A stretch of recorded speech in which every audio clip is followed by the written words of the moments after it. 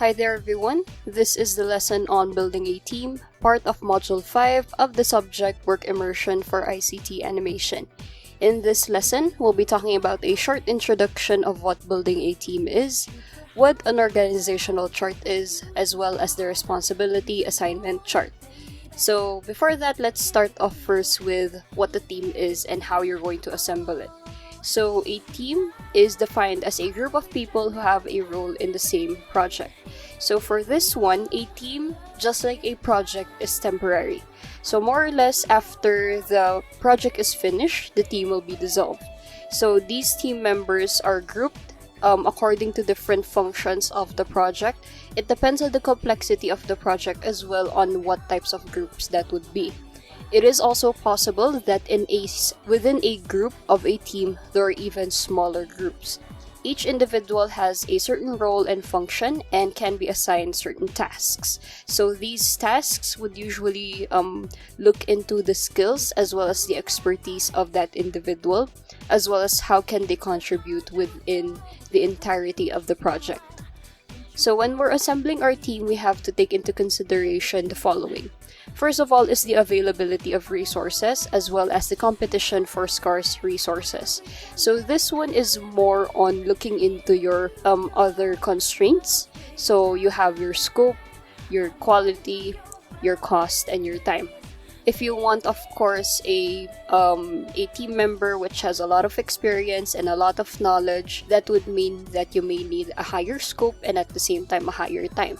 If you have, let's say, if you have lesser time, then you would also have to up the cost and the quality. And if you don't really have a lot in terms of costs, you'll have to either have a longer amount of time or you'll have to settle for lesser quality members, so to speak. Another thing is for the competition for scarce resources. This is more of if you are part of a company that does a lot of projects.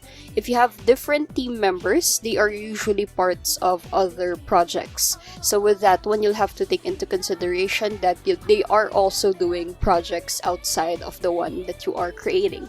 So similarly, if you're a student, you have other subjects.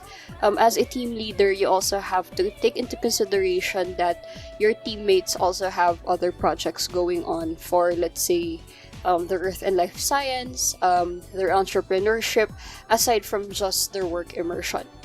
That doesn't necessarily mean that your team members shouldn't be doing anything, but you have to make sure everyone can participate without sacrificing so much of the other things that they're doing. Another thing when we're assembling our team, the project roles can be designated for the teams or just the team members. So with that one, it's really important for you to choose the right people. Yeah, if you don't choose the right person, tendency is that the quality and other constraints of your project tend to go down.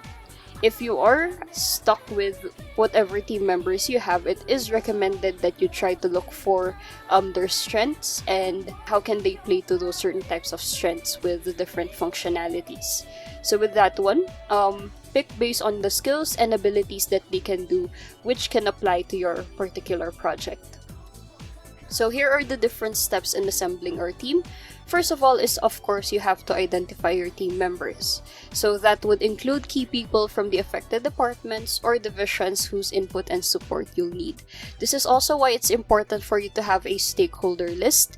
You may need to have not only just members who will actually be doing the system or who will actually do the deliverables. It is also important for you to have consultants. So these consultants will help verify if you are really on the right track.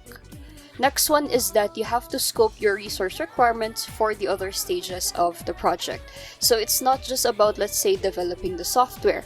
You have to think about the testing of the software, the distribution of the software, and also the actual submission of the deliverables. And again, your stakeholder analysis will be a great help for that. And then the last one is, when you're identifying the right team members, that would help increase the probability of project success. Probably a really good thing that would happen, which is quite rare, is that some of your constraints would be more benefited from that one. So let's say your time, instead of having, let's say, around 6 months for you to do the project, you might be able to finish it within 5 months due to choosing the right people or the right team members for your project.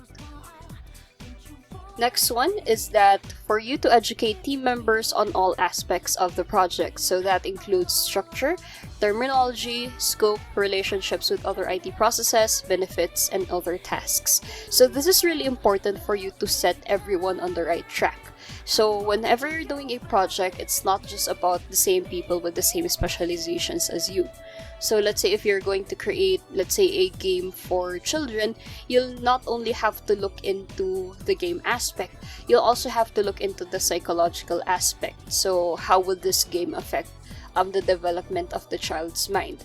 So with that one, terms like gamification or other terms that are more of the ICT world may not necessarily be understood by someone in the social sciences. So with that one, you'll have to make sure to explain or at least have a set of terminologies or a set of processes and terms so that everyone would be able to understand what you are saying. Next one is that we set the ground rules. So for the ground rules, you have to specify who is in charge and what you expect from your team. And with this one, what this usually does is that it removes ambiguities or potential conflict that may incur in your team. Any types of conflict will also be set right here on step 3. Step 4 is setting clear goals for each team member. So what happened with step 3 is that you're talking mostly in terms of the team as a whole. So what are our functions as a team? What are our limitations as a team? For step 4, this focuses more on individual team members. So what's really important is that every team member should know what they're supposed to accomplish. So what are the deliverables that they're supposed to do, what can they do, and what can't they do. It's really important for team members to help each other out. That's why we always give you group projects to help instill that. However, in some cases, if it's not your specialty, or let's say you're doing so many things, there might be some instances that team members might go out of their way or might go beyond what they are expected to do while sacrificing the things that they're supposed to do. So with that one, you have to make sure that this is their priority. And if they are able to accomplish that, then that is the only time that they can help other team members. Or maybe they can help other team members as long as they are not astray from their actual goal.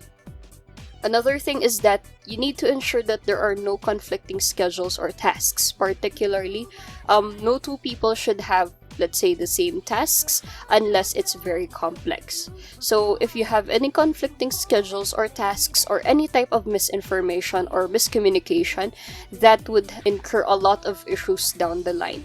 So one of, let's say, the causes of team failure really is miscommunication. So not relaying to your team members what you want them to do and what are your expectations of them. And then also, if there are any changes that would happen within the creation of the project, you have to communicate it to them clearly. So again, miscommunication within a team is very detrimental, and with that one, you should have a very clear way on how you're going to communicate with them, how you're going to do it, and so on and so forth. Next part is that we're going to talk about factors that affect team formation. When you're forming a team, you have to look into these different concepts or these different factors. So first of all is we have organizational culture and structure. So in an organization, you may have different cultures. So for example, even let's say when we're talking about different educational institutions, they have their own different culture. So for some schools, they tend to be more outspoken than others. For other schools, they tend to be more on the theory compared to that of the application, or vice versa. So that would also happen within an organization. So other organizations tend to be more formal. other organizations tend to be a bit more lax. So with that one, that can actually affect how you would cooperate with your team members. If let's say you came from a team or a department that is a bit more relaxed on the rules, and then you're from a team that would like to follow all of the rules, that might be a need for you to have a little bit of change, or in some cases that would affect your entire work ethic. So if you're the one who is very set on deadlines while your team is a little bit more flexible, that might disorient you a little bit. So with that one, you have to make sure that everyone is comfortable in the culture that you are cultivating in your team. Next one is that you have existing human resources. As you may know, when we're creating teams, in some cases you get to choose your own team members. In some cases, you're stuck with the team members that you have. So with that one, the best thing that we can really do is to play with the strengths that we have for every team member. Next one is the geographical dispersion of team members. So traditionally, where you are would really affect how you would interact with your team members. If you don't necessarily see them a lot, you don't really have that much of a rapport, or you don't have that much of a connection with them. So with that one, it might be difficult to actually relay what you want to say. Recently, with the idea of video communication, or with the emergence of internet resources, it is much more accessible for you to talk to your team members online than it is before. So I think this third one right here is starting to become obsolete. Another one is personal administration policies. So this is more of, again, organizational structure, not necessarily culture. So what does your human resource team talks about this? And then the last one is marketplace conditions. This is more applicable if your team members are more of outside of your organization. So if you're going to look for an outsource, so let's say you are a law firm and you want to create an IT project. Of course, you will have to hire someone who is from an IT firm, because no one in your law firm, or not a lot of people in your law firm, actually knows how to create a system. So with that one, are you going to look into an IT company that has a lot of work in their hands? So with that one, if they have a lot of work in their hands, they may not be able to join you in the creation of your systems. So with that one, let's move on to organizational chart. First of all, let's talk about the OBS, or the organizational breakdown structure. So with this one, this is a way for you to present the team members that you have and the positions and relationships that you have. Typically, when we're talking about an organizational chart or an OBS, you tend to see them in a graphical top-down format. So it's more of a hierarchical structure. So with this one, you're able to see clearly who is top management and who are more of the rank and file. The advantage of this one is more of knowing the escalation of power, which is really important when you are in an organization. So when we're creating an OBS, you have to look into the following. First of all is that you have to draw the entire organization as a hierarchy. You have to know all of the people, you have to know all of the departments, and then you have to know the chain of power, or the chain of command. Next one is to define all of the departments and project teams. So once you already have, let's say, all of the functions, you can then specify it even further through the use of the departments and the project teams. And then these teams again would be divided into smaller teams or smaller groups, which can be specified according to the following. So first of all is functional, wherein the cost for the work is what defines your different groups. And then also for the approval. So approval is more on who approves the work that these different teams perform. So here we have a sample of organizational breakdown structure. So it's a bit more of a hierarchical format. So of course, the one in the company right here, this is going to be your top management. So this is the one that's going to mostly call all of the shots. And then below, you would tend to see different sites or different teams. And as you can see, for these sites or these teams, they would have smaller groups. And if possible, there would even be smaller groups depending on the complexity of the project. Last part of this one is the responsibility assignment matrix. So this is a grid that shows the project resources assigned to each work package. So with this one, it's more of assigning your team members the different work packages that you created during your work breakdown structure. So all of the activities associated within one person and all of the people should be associated with only one activity. There is a 1-to-1 ratio. So for this certain type of task, there is only one person responsible or one person accountable. So what this does is that it avoids any type of confusion in terms of responsibility and accountability. So if something happens that is not really foreseen, or if something not really ideal happens, then we know who we're going to have to look into or who is going to be responsible for that one. A type of a responsibility assignment matrix is something which we call as the RASI chart. RASI stands for the 4 different types of responsibility. So the first one is responsible. We have accountable, consultants, and informants. So this is a useful tool of the RAM chart wherein the team consists of both internal and external resources. Your internal resources are more of your team members, and your external resources are more of your consultants, your stakeholders, your customers, as well as the company. And with this one, it would help ensure clear divisions of the different roles and expectations that you would like to do. So when we're creating a RASI, we have to know first what are the different types of the RASI. So first of all, we have here responsible. So this is, let's say, the main person. This is the person who will be doing the work to achieve that certain task. They also have the responsibility for getting the work done or any types of decision made, looking into as well the person who will be accountable. Most of the time, the person who is responsible must only be one person. If there are multiple people doing a certain type of task, most likely there would still be at least one person who will mainly do the job. So we have here different examples. So we have the business analysts, application developers, or technical architects. So most of the time, who will be doing the work, who will be doing the actual coding, the actual animation, those are the people responsible for that certain type of task. So accountable is a step bit higher than responsible. So this person is the one who is accountable for the correct and thorough completion of the task. This person isn't necessarily the person who will be doing the work, but they have to make sure that whatever the person who is responsible of doing it, whatever they're doing should be correct. It should be up to standard with the deliverables that they would want to achieve. And this one person who is accountable is usually the project executive or the project manager or sometimes the project sponsor. Another thing that they do is that they tend to approve the work that the person who is responsible of doing that work. Examples that of these people are usually the project leaders or, in this case, your immersion advisor. So for consultant, these are the people who provide information for the project and with whom there is usually two-way communication. So with this one, they're not necessarily part of the team due to the reason that they don't have that much contribution in actually creating it.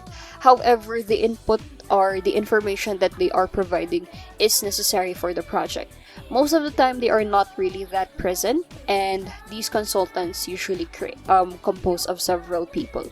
So examples of people who are usually consulted are subject matter experts. So let's say if you're creating a project that's more into outside of the ICT spectrum, like let's say social sciences or languages, you'll need to have someone who's an expert in social sciences or languages for you to be able to understand what your content is supposed to be. And also your client, because the client would usually know the processes that are happening within that business or the processes that are necessary for you to create your system. And then the last one is informed. Informed are the people who are, as stated there, informed or who are given a heads up of the progress and with whom there is usually one-way communication. So you just basically talk to them.